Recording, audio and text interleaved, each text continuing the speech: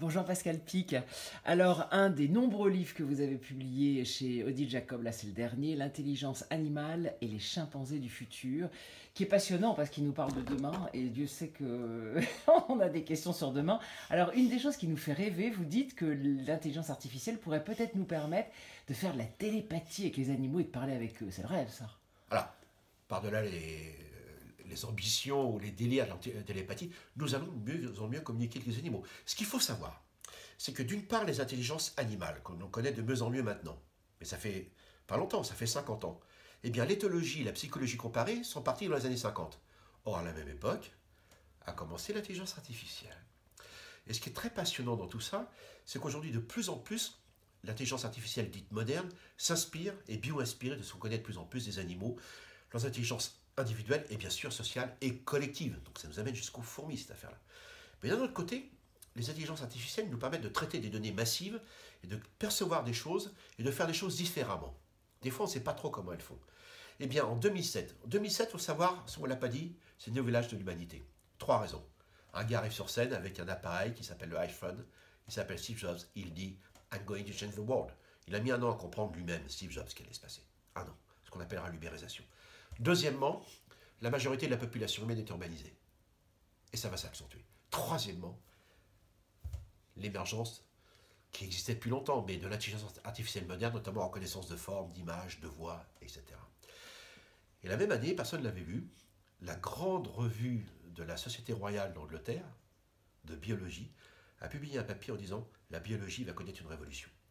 La génétique, c'est compliqué, pourquoi? Parce que les gènes sont combinatoires, ils échangent des informations. L'épigénétique, au-dessus du gène, c'est compliqué parce que c'est plein d'informations. Le microbiote, c'est très compliqué. Les relations sociales, c'est compliqué. C'est des milliers et des milliers de données.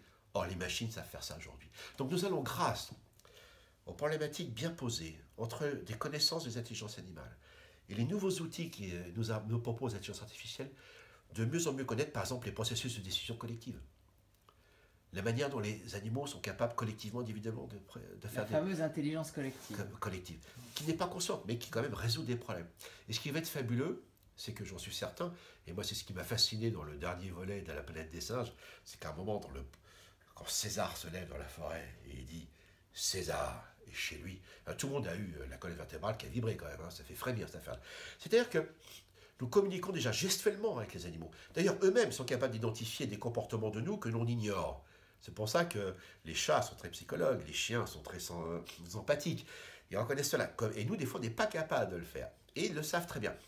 Et je pense qu'aujourd'hui, je vous dis ça, dans les 10 ans, sans parler de télépathie, mais nous serons capables de communiquer avec les animaux, en tout cas, déjà comme on le fait gestuellement, de manière corporelle, il ne restera plus que d'apporter un peu plus de langage symbolique, si c'est possible là-dedans.